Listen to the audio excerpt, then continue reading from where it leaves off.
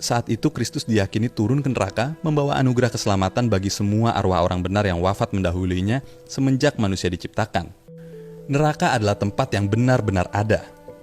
Neraka bukanlah sebuah ilusi, melainkan suatu tempat yang nyata dan benar-benar ada. Meskipun tidak diketahui persis letaknya, namun hal ini tidak menjadikan neraka sebagai sesuatu yang abstrak atau bersifat hayalan semata. Ada dua bukti yang mendukung fakta adanya neraka. Pertama, Yesus berbicara dan mengajar tentang neraka. Tony Evans mengatakan bahkan Yesus sendiri lebih banyak berbicara tentang neraka ketimbang surga atau kasih. Selain itu, Kristus juga lebih banyak berbicara tentang neraka melebihi dari semua tokoh lainnya dalam Alkitab yang menunjukkan kepada kita betapa penting dan seriusnya hal neraka. Kedua, adanya kematian manusia menunjukkan bahwa neraka itu ada.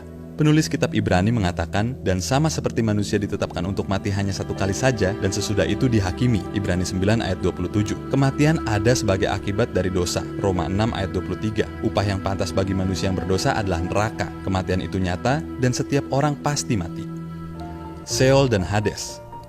Neraka dan surga diyakini merupakan tempat kehidupan setelah kematian. Neraka dikhususkan bagi orang fasik dan surga bagi mereka yang beriman. Alkitab ditulis dalam bahasa Ibrani dan Yunani, dan untuk melihat pengertian neraka dalam iman Kristen, maka perlu dilihat dalam bahasa aslinya. Untuk kata neraka, Perjanjian Lama yang ditulis dengan bahasa Ibrani menuliskan dengan kata Seol, yang dalam bahasa Inggris diterjemahkan dengan kata hell. Seol adalah kata yang merujuk kepada dunia orang mati. Dalam Perjanjian Lama, kata ini umum dipakai dalam doa dan nyanyian, dan dipahami sebagai suatu tempat di mana orang baik dan orang jahat berada setelah mati.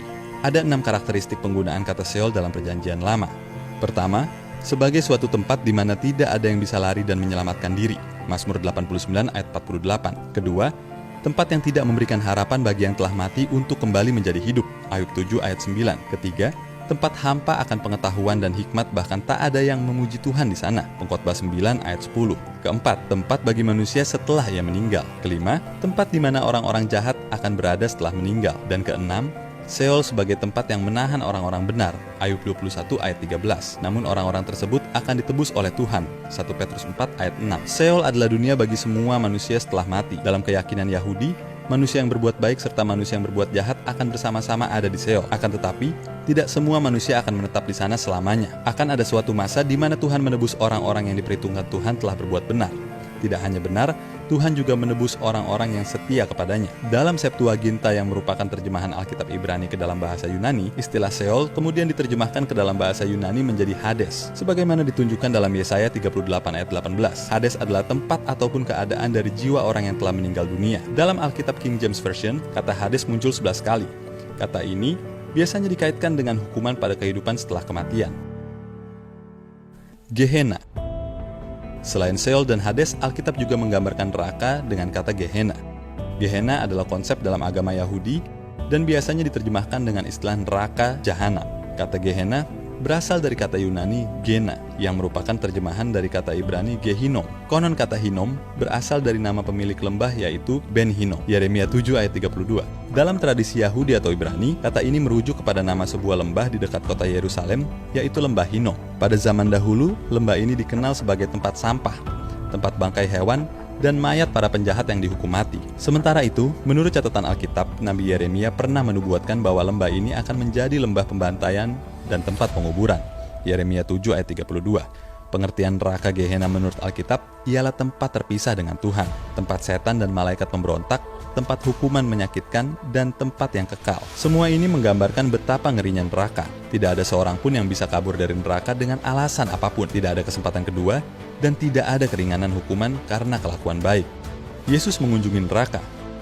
Keyakinan mengenai peristiwa Yesus mengunjungi neraka diungkapkan dalam pengakuan iman rasuli turun ke dalam kerajaan maut. Peristiwa ini tersirat dalam 1 Petrus 3 ayat 19-20 yang menyatakan bahwa Yesus pergi memberitakan Injil kepada roh-roh yang ada di dalam penjara. Yesus mengunjungi neraka dikenal dengan istilah turunnya Kristus ke neraka atau geger neraka. Dipercaya bahwa peristiwa Kristus mengunjungi neraka dalam Alkitab diterjemahkan ke dalam kata Seol yang mewakili beberapa arti, yakni dunia orang mati, Matius 11 ayat 23, rahim bumi, Matius 12 ayat 40, alam maut, Matius 16 ayat 18, kerajaan maut, Wahyu 1 ayat 18. Dalam 1 Petrus 3 ayat 19-20 diyakini bahwa Yesus mendatangi tempat yang dituliskan sebagai Hades.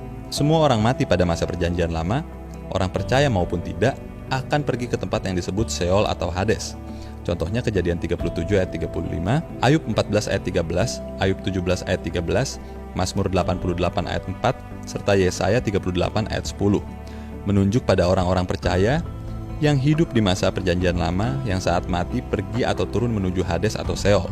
Sedangkan contoh untuk orang fasik yang tidak percaya yang juga masuk ke Hades atau Seol dapat dilihat dari ayat-ayat di dalam Ayub 17 ayat 13 dan Mazmur 49 ayat 15. Mengenai Seol dan Hades juga dapat dilihat dari kisah Lazarus dalam pangkuan Abraham dan orang kaya yang disiksa dalam Lukas 16 ayat 22-31. Ada yang beranggapan bahwa pengakuan Abraham adalah surga, sedangkan tempat siksaan orang kaya itu adalah neraka.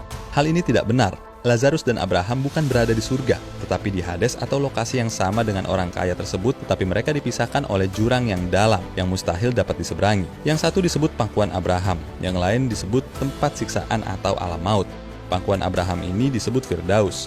Ketika Yesus mati, ia menuju Firdaus bersama-sama dengan pencuri yang disalibkan di sebelahnya yang percaya kepadanya. Setelah kebangkitannya, ia membawa mereka dan Firdaus itu ke surga di atas. Kristus telah mati dan turun ke alam maut, Hades, tetapi bukan neraka, Gehenna. Dan ia hidup kembali dari kematian serta memberikan kesaksian yang pasti tentang alam maut yang menjadi gambaran pasti tentang hidup kekal di neraka. Tuhan menghadapkan kepada manusia dua macam kekekalan, yaitu surga atau neraka. Demikian juga ada dua pribadi yang disembah oleh manusia, yaitu Yesus Kristus atau iblis. Setiap orang harus memilih salah satu, Kristus atau iblis, surga atau neraka. Jikalau seseorang memilih Kristus, maka pasti akan masuk surga. Karena Yesus berkata, "Akulah jalan kebenaran dan hidup. Tidak seorang pun sampai kepada Bapa jikalau tidak melalui aku." Yohanes 14 ayat 6-7. Demikian fakta Alkitab.